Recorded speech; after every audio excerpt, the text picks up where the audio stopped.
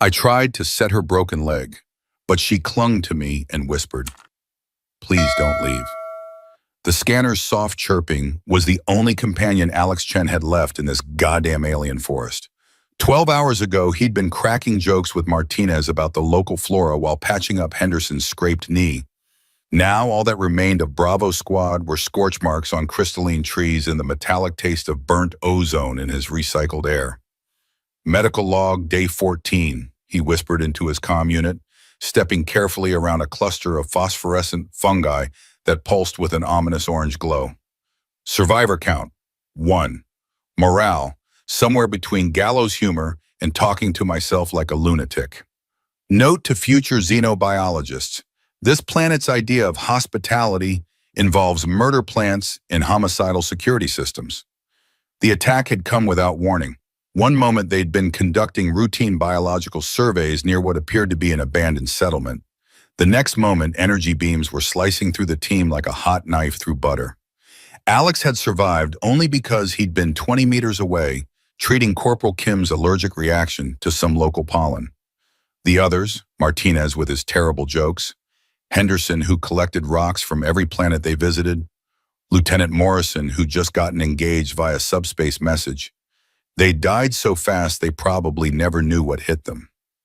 The forest around him hummed with alien life that seemed to grow more hostile by the hour. Massive trees stretched toward a violet sky, their bark resembling polished obsidian that reflected distorted images of his dusty combat medic uniform. Vine-like structures hung between the canopies, occasionally sparking with bioluminescent patterns that reminded him uncomfortably of neural networks. Everything here seemed interconnected, aware and decidedly hostile to human presence. Twice he'd narrowly avoided what appeared to be carnivorous plant clusters that responded to movement, and once he'd had to backtrack entirely when his radiation detector started screaming warnings about some kind of toxic spore cloud. His scanner chimed softly, a new contact ahead. Alex froze, finger hovering over his sidearm. After 12 hours of dodging automated defense systems and hostile wildlife, every new signal could be his last.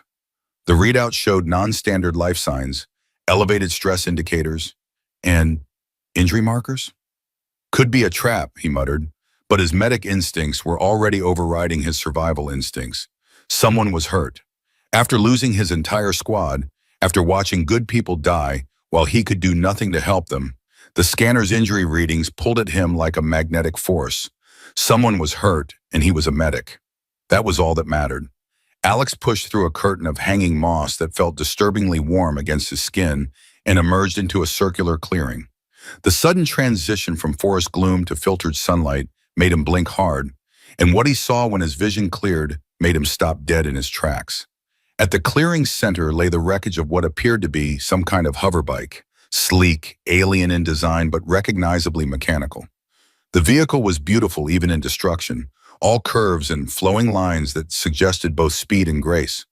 One of its curved fins had been sheared clean off, probably by the same tree branch that now lay scattered in metallic fragments around the crash site.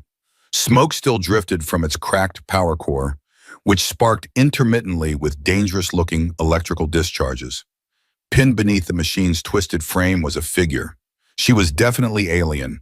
That much was clear from her elongated limbs and the faint blue tint to her pale skin. But the similarities to human anatomy were striking enough to make Alex do a double take. Bipedal, roughly human-sized, with dark hair matted with greenish blood that seeped from a gash above her ear. Her facial features were sharp and angular in a way that was distinctly non-human, but there was an undeniable intelligence in her large, golden eyes. Her clothing appeared to be some kind of form-fitting environment suit, now torn and stained with that same green blood. Most importantly, her right leg was trapped beneath the wreckage at an angle that made Alex's medical training scream in protest. Even from 20 feet away, he could see bone fragments protruding through torn fabric, and the unnatural twist of her limb suggested multiple fractures.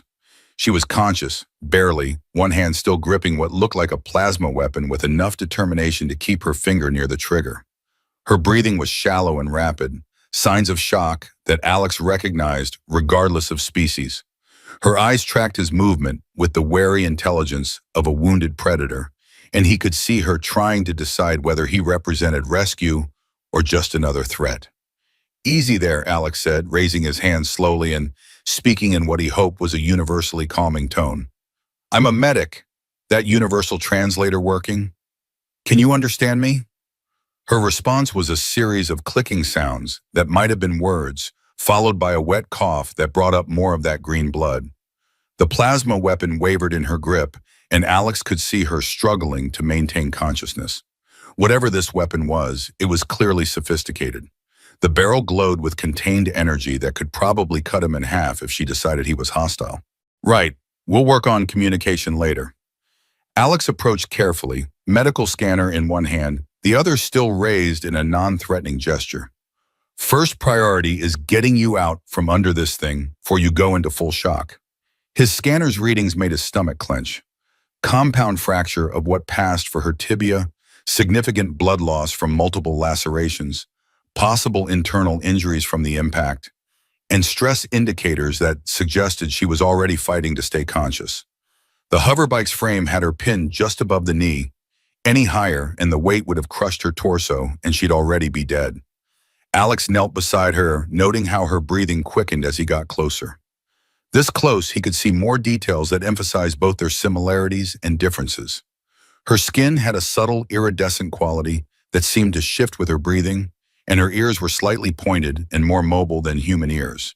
But her expressions of pain, fear, and desperate hope were utterly recognizable.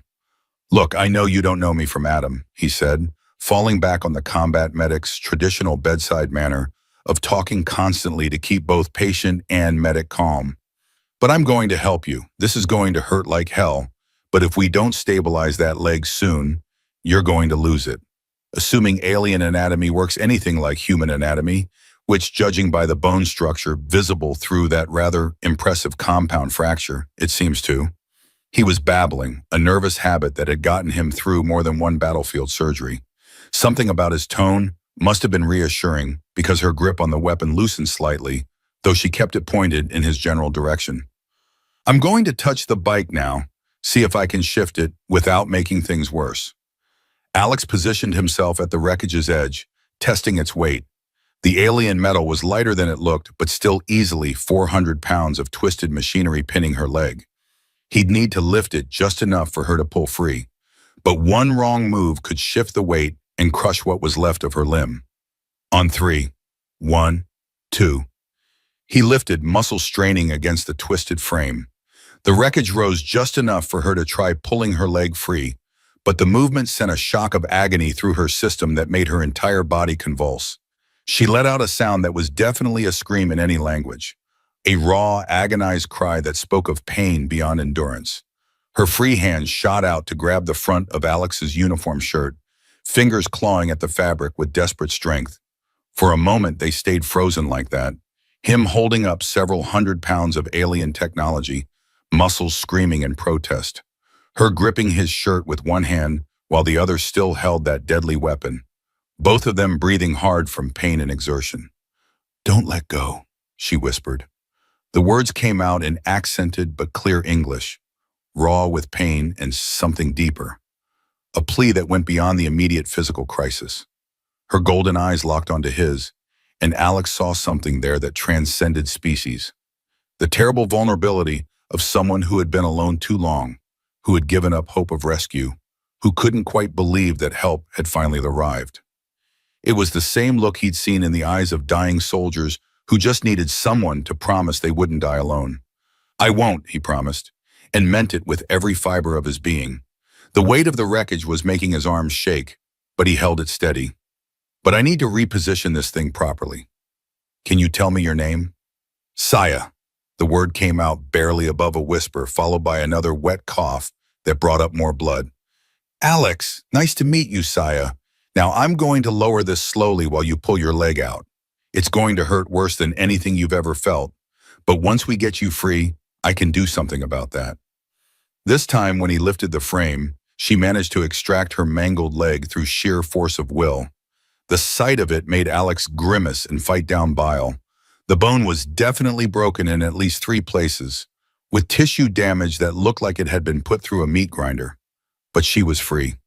Saya collapsed back against the ground, still clutching his shirt. Her weapon finally slipped from nerveless fingers as shock began to take hold. "Thank you," she gasped, her voice getting weaker. "Don't thank me yet. The hard part's just starting."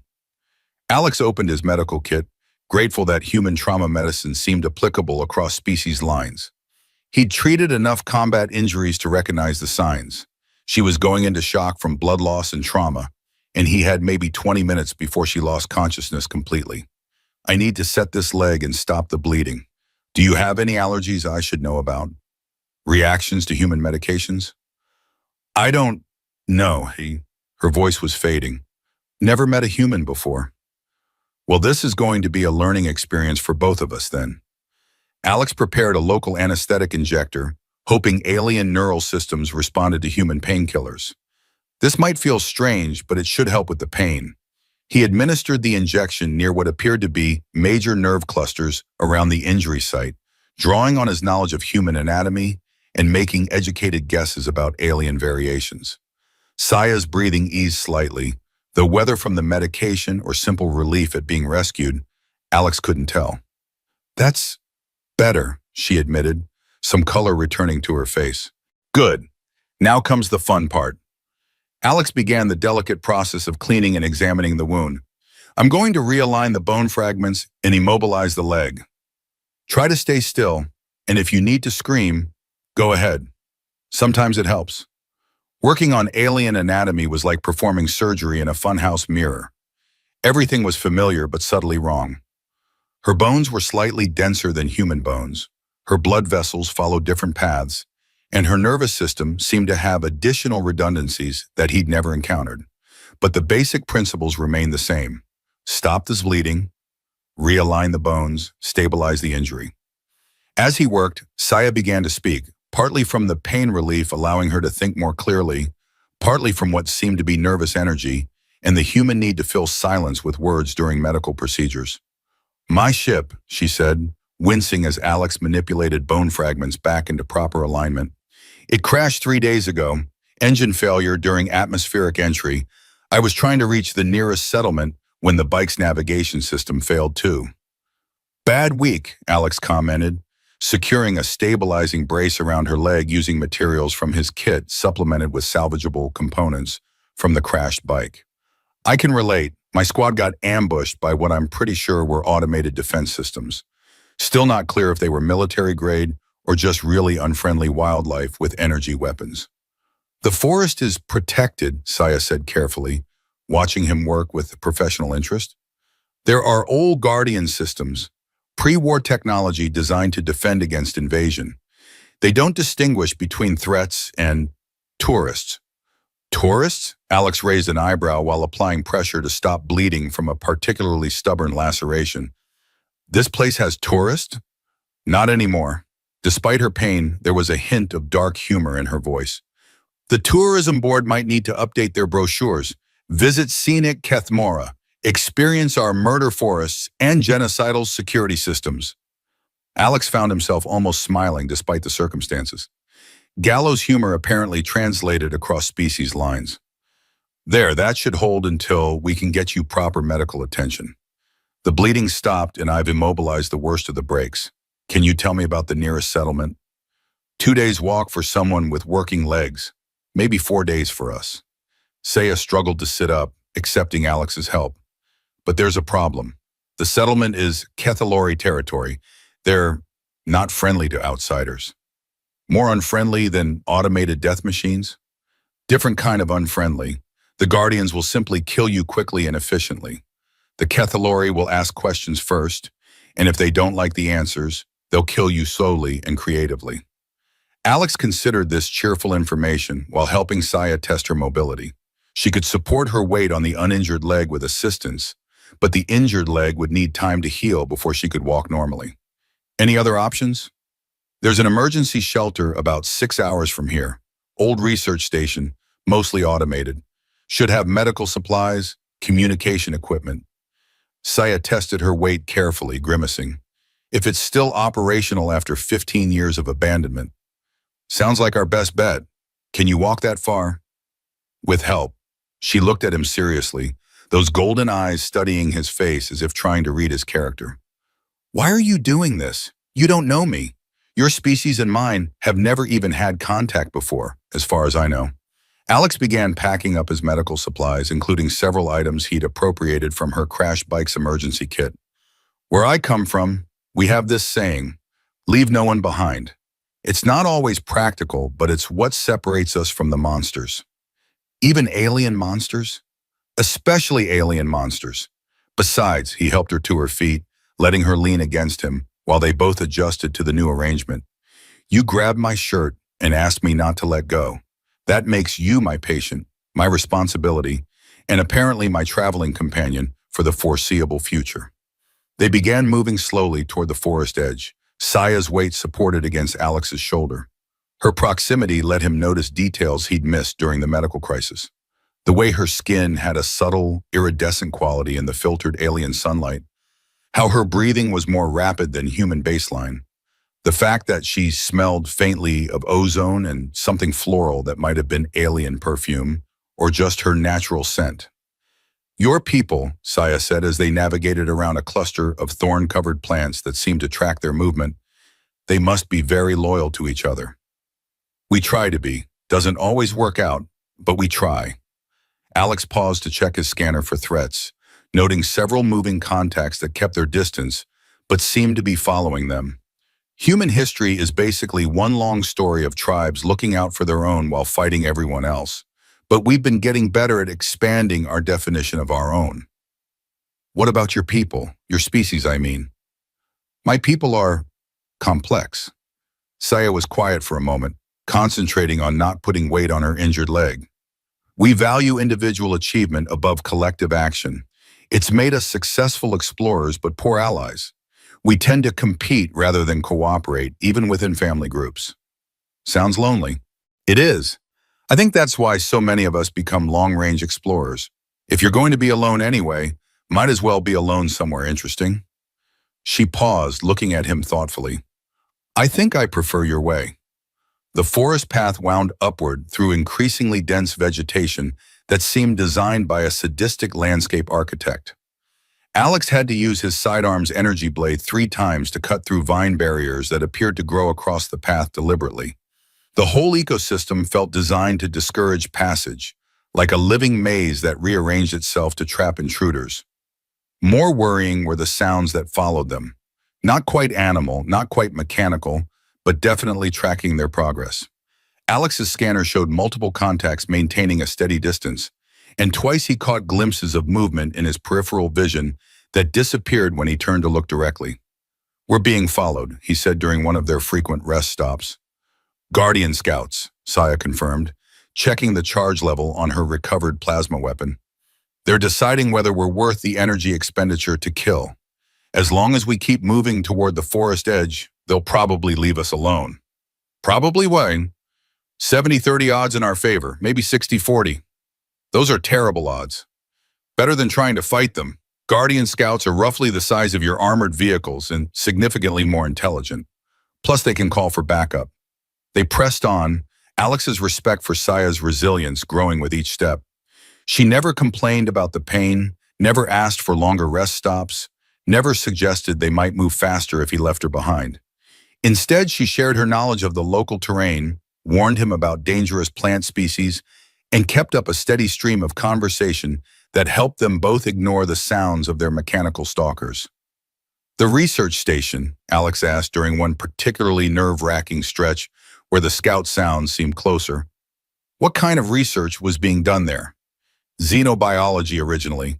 My people were studying the forest's ecological systems before the Guardian network activated. Saya shifted her weight carefully as they navigated around a fallen tree that sparked with residual energy from some unknown source. The station was abandoned when the Guardians began targeting anything with artificial energy signatures above background levels. How long ago was that? 15 standard years. Long enough for the forest to begin reclaiming the installation, but hopefully not long enough to disable the core systems. She paused to catch her breath. The abandonment was sudden. My people aren't good at organized retreats. What happened to the research team? Half of them died fighting the Guardians. The other half scattered into the forest and were picked off over the following weeks. Saya's tone was matter-of-fact, but Alex caught the underlying sadness. My cousin was part of the original team. She was one of the lucky ones. Made it to the Kethalori settlement. That's how you know about the settlement? Family connections are complicated among my people.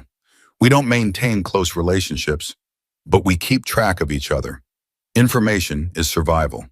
The Guardian Scout sounds faded as they climbed higher, replaced by more natural forest noises that were somehow even more unsettling. Alex's scanner showed local wildlife keeping its distance, which suggested that either his energy signature was scaring them off or something else was. They reached the research station as the alien sun began to set, painting the sky in shades of purple and gold that would have been beautiful under different circumstances. The facility was partially overgrown but intact, a series of connected dome structures that had been built to blend with the natural environment.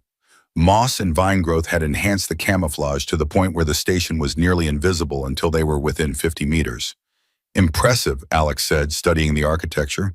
The buildings seemed to grow out of the landscape rather than being imposed upon it, and the materials had an organic quality that suggested advanced bioengineering. My people are good at hiding when we need to. Saya directed Alex toward what appeared to be a seamless section of wall. Emergency access should still be functional. There, that panel that looks like bark. Alex pressed his hand against the surface and was rewarded with a soft hum of activation. A door slid open with surprising smoothness, revealing a darkened interior that smelled of recycled air and abandonment, but also something else, a faint ozone scent that suggested active electronics. Motion sensors should activate lighting and life support, Saya said as they stepped inside. True to her words, soft blue illumination began to fill the corridor, and Alex heard the subtle sound of air circulation systems coming online. Emergency power has kept core systems in standby mode. The corridor was wider than human standard, but not uncomfortably so, with walls that curved in aesthetically pleasing ways. Emergency lighting strips along the floor provided navigation guidance toward what appeared to be a central hub. The main laboratory was a fascinating blend of alien technology and what Alex could only describe as scientific universals: examination tables, monitoring equipment, sample storage units. Everything was built to a slightly different scale and aesthetic than human technology, but the purposes were recognizable. What struck him most was how clean everything looked despite 15 years of abandonment. Automated maintenance systems, Sia explained, noticing his surprise. My people build things to last. Medical bay is through there. The medical facility was more advanced than anything Alex had ever seen. The diagnostic scanner alone was the size of a small room, with capabilities that his field equipment couldn't match. There were surgical suites that seemed designed for multiple species, regeneration chambers that could regrow entire limbs, and a pharmaceutical fabrication unit that could synthesize medications based on the patient's specific biochemistry. This is incredible, Alex said, helping Saya onto an examination table that automatically adjusted to her body dimensions. The regeneration technology alone is decades ahead of anything we have. Medical advancement was a survival necessity for my people. We're explorers by nature, which means we get hurt in creative ways on a regular basis. Saya activated the treatment unit with what appeared to be vocal commands in her native language. This will take about 8 hours to completely heal the fractures. Fortunately, the station has comfortable sleeping quarters and enough food stores for several weeks. As the bone regeneration field began its work, a faintly glowing field that made Alex's scanner readings go crazy, he found himself studying Saya more carefully. She was clearly exhausted, but there was a resilience about her that reminded him of the best soldiers he'd served with. People who kept functioning despite pain, fear, and uncertainty because others were counting on them. Can I ask you something, he said, settling into a chair beside the examination table. You've earned at least one question, probably several, given the circumstances. When you grabbed my shirt back there, when you said, "Don't let go," what did you mean exactly? Saya was quiet for a long moment, her golden eyes fixed on the ceiling where the regeneration field painted shifting patterns of light and shadow. I've been alone for 3 days since the crash. Before that, I was alone on a 6-month survey mission. My species, we're not social by nature. We value independence, self-reliance, the ability to survive without depending on others. But, but I think she paused, searching for words in a language that wasn't her own to express concepts her culture had no easy terms for. I think we've forgotten something important about survival, about what it means to have someone you can trust. When you appeared in that clearing, when you could have taken my weapon and left me to die, when you instead risked yourself to help me, it felt like something I'd been missing my entire life without knowing it. And you trusted me? A complete alien stranger? Trust isn't about logic. If it were, my people would be the most trusting species in the galaxy. But trust is about recognizing something in another person that resonates with who you want to be. She turned to look at him directly. You saw someone in pain, and your first instinct was to help. Not to evaluate threats or potential benefits, just to help. That's not rational behavior by Cathalori standards, but it felt safe. Alex leaned back in his chair, processing this. Your people do this regularly. Help strangers? The good ones do, the ones worth knowing. He thought about his squad, about the human tendency to form pack bonds with anyone who'd watch their back in a firefight. It's funny, here we are, different species, different worlds, probably different everything. But pain is pain, fear is fear, and apparently kindness is kindness. Perhaps that's why the universe allows species like ours to find each other. They talked through the night as the medical equipment worked its slow magic. Saya described her homeworld, a planet of vast oceans dotted with island continents, where her people had developed their exploratory nature from necessity. Island populations that couldn't cooperate with their neighbors tended to exhaust their resources and die out. But those who became successful seafarers could find new lands and opportunities. Alex shared stories of Earth, of the wars that had driven humanity to the stars, of the settlements and trade routes that connected human space. He told her about the medical corps, about the unwritten rule that medics treated anyone who needed help regardless of which side they were on, about the satisfaction of saving lives in a universe that seemed determined to extinguish them. Your species fights a lot, Saya observed. We fight everything, each other, aliens, hostile environments, our own stupidity, but we also protect each other when it matters. Sometimes you need both impulses to survive in a universe that doesn't care about you. Alex paused, thinking about his dead squad mates. The thing about humans is we're tribal. We'll kill anyone who threatens our tribe, but we'll also die for anyone we consider part of our tribe. And we're pretty flexible about who counts as tribe. Is that what I am now? Part of your tribe? If you want to be.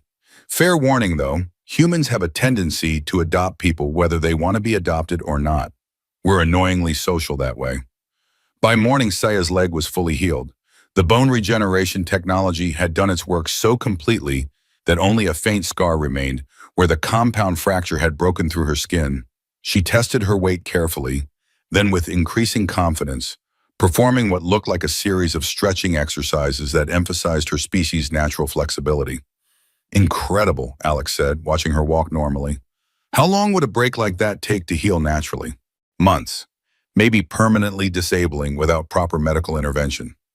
Saya gathered supplies from the station's storage units, food that looked edible, if not appetizing, water purification tablets, equipment that might prove useful. We should move soon. The Guardian patrols will have detected the station's activation during the night.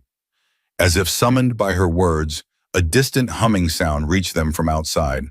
Alex peered through a window and saw 3 sleek objects moving between the trees. Definitely artificial, definitely searching. Each was roughly the size of a human tank, but moved with the fluid grace of a living creature. Guardian drones, Saya confirmed grimly. They'll scan the station thoroughly, then move on to expand their search pattern. But if they detect active life signs or unauthorized energy signatures, how long do we have? Minutes, maybe less. They gathered their supplies quickly and slipped out through what Saya called the emergency exit, a concealed tunnel that led several hundred meters into the forest. Behind them, Alex could hear the drones arriving at the station, their scanning beams probing the structure with methodical precision. Will they follow our trail? He asked as they emerged from the tunnel into thick underbrush. Not immediately, but they'll mark the area for intensive surveillance and call in additional units. We need to put serious distance between us and here before they finish their initial sweep. They move through the forest with greater urgency now, Saya's healed leg allowing them to maintain a pace that would have been impossible before. The alien landscape around them seemed more alive than ever. Plants that track their movement with disturbing attention. Sounds that might have been communication between unseen observers. The constant sense of being watched by intelligence, both artificial and organic. The drone sounds faded behind them, but were replaced by new threats. Twice they had to detour around areas where Alex's scanner detected dangerous energy readings, and once they were forced to hide in a natural cave while something large and mechanical passed overhead. The Forest Guardian network was clearly more extensive than just the drones they'd seen. The settlement you mentioned, Alex said, during a brief rest beside what appeared to be a natural spring. What are the chances they'll help us? Depends on what you can offer them. The Kethalori respect strength and useful skills above all else. You're a medic, that has value to any community, but they'll want to know why you're here, what brought you to their territory, whether you represent a threat to their security. The truth? They'll know if you're lying. My people have some natural advantages when it comes to detecting deception. Body language, pheromone changes, subtle vocal indicators. I assume the Kethalori have developed similar abilities, given their paranoid nature. So we tell them my squad was killed, I survived, and I'm trying to get home. That might work. Survival against impossible odds earns respect among most warrior cultures. Saya paused, listening to the forest sounds around them. There's something else, though. If we reach the settlement, if they help us, you'll have choices to make. What kind of choices? The Kethalori have ships, communication arrays, the ability to contact your people or mine. But they'll expect something in return. Information about human technology, military capabilities, trade possibilities. They're not altruistic. Everything is a negotiation. Alex considered this while refilling their water containers. I'm a medic, not a diplomat or military intelligence. But if talking to them gets us both home safely, I'll tell them what I can without compromising operational security. And if they demand information that could endanger your people, then we find another way. Saya smiled, the first genuinely relaxed expression he'd seen from her. I was hoping you'd say that. The forest began to thin as they climbed higher into what appeared to be a mountain range. The alien trees gave way to more familiar-looking rocks and scrub vegetation, though the colors remained subtly wrong by human standards. Here at least, Alex felt like he could see potential threats coming instead of walking blind through a living maze of hostile biology. We're getting close, Saya said, pointing toward a valley visible in the distance. The settlement is built into those cliff faces, natural defensive position that served them well for generations. From their vantage point, Alex could make out structures carved directly into the rock walls, a series of terraced levels connected by what looked like elevator systems and rope bridges. It was impressive architecture that took advantage of the natural terrain while remaining defensible against both ground and air attacks. How do we approach without getting shot? There's a traditional path. Visitors are expected to follow specific protocols. Saya began leading them down a switchback trail that seemed to have been cut into the mountainside. Stay behind me, keep your weapons visible but not ready, and let me do the talking initially. The Kethalori respect directness, but interpret defensive postures as either weakness or hidden aggression. As they descended toward the valley floor, Alex noticed movement on the cliff faces, figures watching their approach from various elevated positions. The settlement's defenders were clearly tracking their progress with military precision. Occasionally, sunlight would glint off what were obviously weapons or optical equipment. They've seen us, he observed. Good. Sneaking up on the Kethalori is considered extremely rude, usually fatally so. Saya checked her own weapon, making sure it was visible but clearly not threatening. They prefer to know exactly who's coming and what they want. A delegation met them halfway across the valley floor. 6 figures in what appeared to be environmental suits similar to Saya's, but more heavily armored and decorated with what might have been rank insignia or clan markings. Their leader, distinguishable by more elaborate equipment and what appeared to be ceremonial modifications to their armor, stepped forward as they approached. The conversation that followed was conducted entirely in the Kethalori language, a series of complex sounds that seemed to involve tonal elements as well as conventional syllables. Alex caught Saya mentioning his name several times, along with gestures toward his medical equipment and what appeared to be references to her injuries and their healing. The exchange went on for several minutes, with what seemed to be formal declarations from both sides, questions about their origins and intentions, and some kind of negotiation about the terms of their approach to the settlement. Finally, the leader addressed Alex directly in accented but perfectly understandable English. "Human medic, you travel with Saya of the Explorers Guild. She speaks for your honor and skills, tells us you saved her life when you had no obligation to do so. Why do you seek shelter in our settlement?" "My unit was killed by the Forest Guardians," Alex said carefully, drawing on everything Saya had told him about Kethalori values. "Saya was injured in a crash, and I helped her because that's what medics do. Now we're both trying to reach safety and find a way to contact our respective peoples." "You aided a stranger of another species. This shows character, strength of purpose." The leader paused, studying Alex intently with eyes that were the same golden color as Saya's, but somehow harder, more calculating. "Our medic was lost in a hunting accident 6 days ago. Our people have need of healing skills. You will demonstrate your abilities. If they prove adequate, we will offer temporary sanctuary." "What kind of demonstration?" "We have injured. You will treat them. Success brings honor and shelter. Failure." The leader didn't finish the sentence, but the implication was clear enough. "I'll need to examine the patients first, understand their anatomy and physiology. I've worked on Saya, but I don't want to assume all your people are identical." "Acceptable. Saya will assist with translation and explanation. You will be provided with our medical facilities and equipment." They were escorted into the settlement through a heavily guarded entrance carved into the cliff face.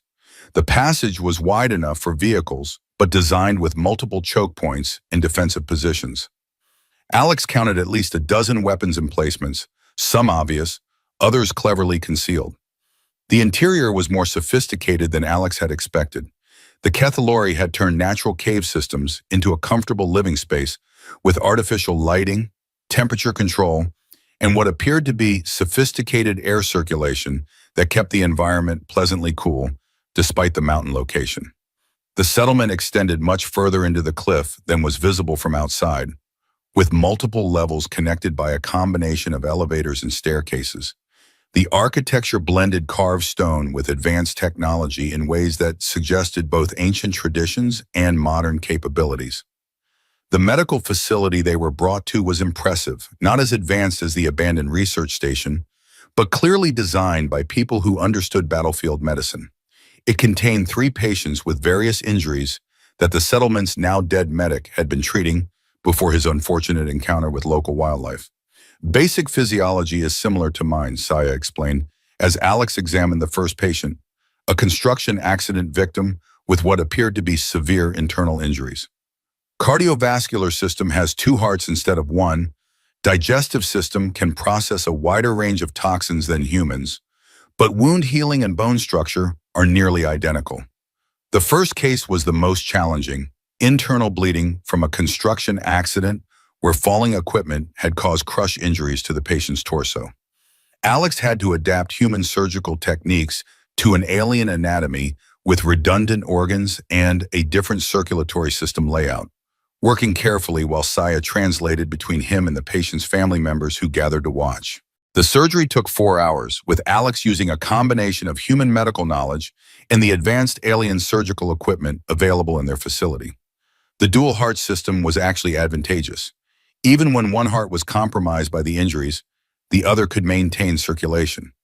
The biggest challenge was adapting his knowledge of human anatomy to species with differently positioned organs. The second patient was simpler, a weapons mishap that had resulted in severe burns covering nearly 30% of the victim's body. The settlement's regeneration technology was less advanced than what they'd found at the research station, but still far ahead of human medical capabilities. Alex spent several hours adjusting treatment parameters and applying his knowledge of burn care to ensure optimal healing. The third case was the most unusual, what appeared to be some kind of respiratory infection that had resisted their standard treatments. Alex had to work backwards from symptoms to identify the causative organism, then design a treatment protocol using available medications. It turned out to be a bacterial infection that responded well to broad-spectrum antibiotics once he adjusted the dosage for alien metabolism. By evening, all three patients were stable and recovering. The settlement's leadership gathered to evaluate Alex's performance, conducting what amounted to a medical board review, with Saya serving as translator for the more technical discussions. "They're impressed," Saya reported after a lengthy discussion conducted in rapid-fire Cathlori, "particularly with how you adapted human techniques to our physiology without causing additional trauma. They're offering you temporary resident status and access to their communication array." "What's the catch?" "There's always a catch. You teach their medical apprentices your techniques in exchange for room and board. Stay as long as you need to arrange transport home."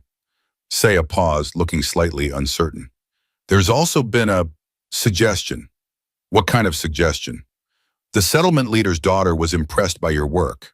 She's apparently indicated that she would be receptive to social interaction." Alex looked around the medical facility where several young Kethlori were already cleaning up from his impromptu surgeries. "Which one is she?" "The one who's been staring at you for the past hour while pretending to organize medical supplies." Alex glanced over and caught the eye of a female Kethlori who was indeed reorganizing the same equipment for the third time while stealing looks in his direction. She was attractive by alien standards, more delicate features than Saya, with intricate tattoos or scarification that suggested high social status. "She's beautiful," Alex said diplomatically. "But," Saya's tone was carefully neutral, "but I'm not really looking for complications right now." Alex turned back to Saya, studying her expression. "Besides, I've already got my hands full with one alien woman who grabbed my shirt and asked me not to let go." Saya's smile was radiant. "And you?" "I'm family, technically. My cousin married into this settlement 15 years ago. They're obligated to offer me shelter, but—" Saya hesitated. "But what?" "But I'm thinking I might not be in a hurry to leave." Alex looked at her in surprise. "What about your survey mission? Your ship? Your people?" "My ship is wreckage scattered across several square kilometers of hostile forest. My mission was supposed to last another 8 months, but the data I was collecting is probably useless now, given the Guardian activity." She paused, looking around the medical facility where they'd been working. "And I think I've learned something more valuable than geological surveys." "Which is?" "That maybe my people have been wrong about the value of independence. Maybe some things are better when you don't do them alone. Maybe the strongest survival strategy isn't individual excellence, but finding people you can trust to watch your back." The settlement leader approached them, speaking to Saya briefly in their language before turning to Alex. "Your skills have saved 3 lives today. This creates obligation. You are welcome among the Kethlori as long as you wish to remain." "Thank you," Alex said sincerely. "I'm honored by your hospitality." "There is one more thing," the leader continued. "Saya has requested permission to study your medical techniques formally. This would extend her residence here indefinitely. Do you find this acceptable?" Alex looked at Saya, seeing something in her golden eyes that made his answer easy. "Very acceptable." Over the following weeks, Alex settled into life among the Kethlori.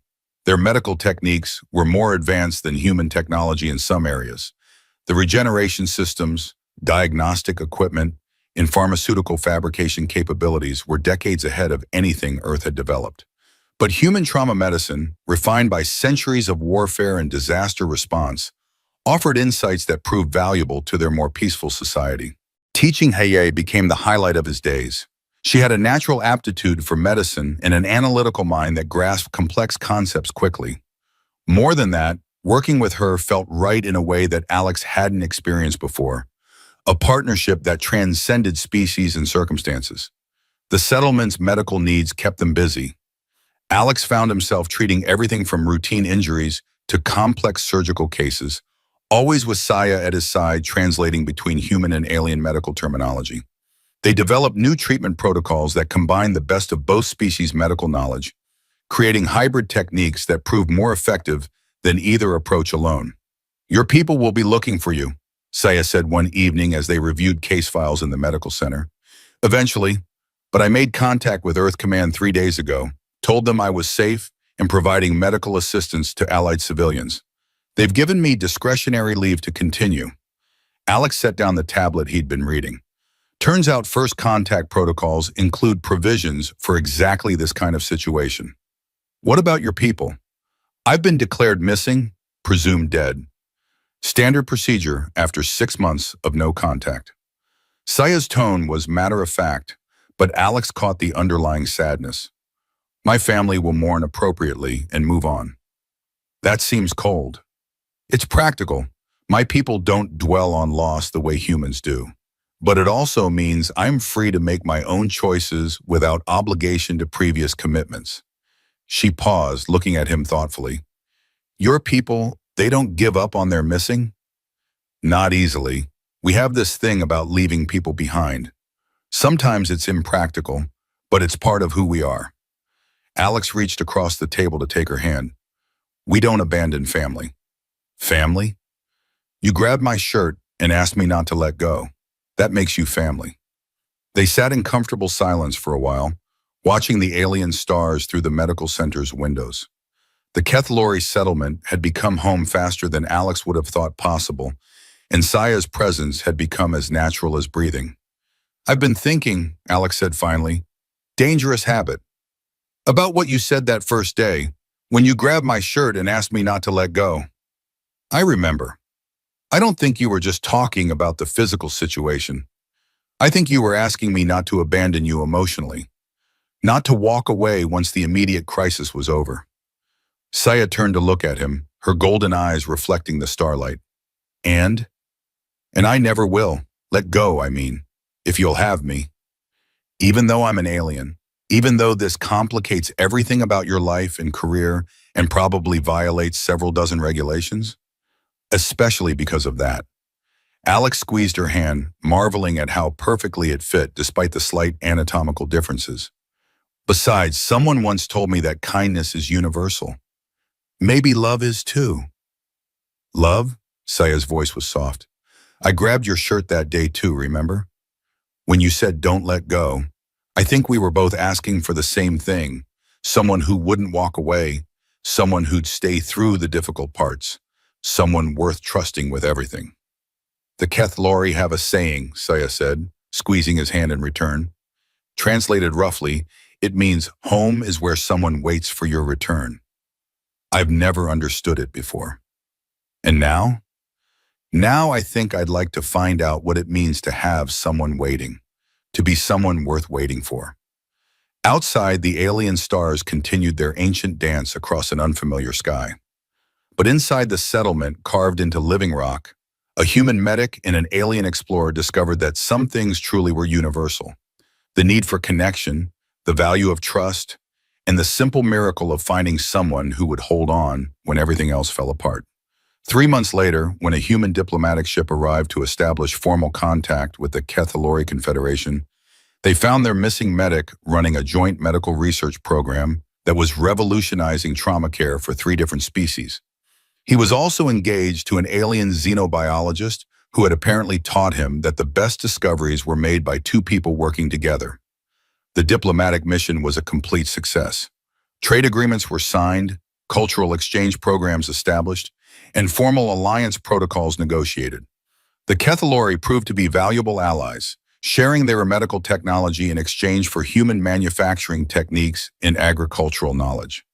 But the most important outcome, at least from Alex's perspective, was a medical journal paper published jointly by Dr. Alex Chen and Dr. Saya of the Kethlori, titled Cross-Species Emergency Medicine, When Universal Compassion Meets Practical Application.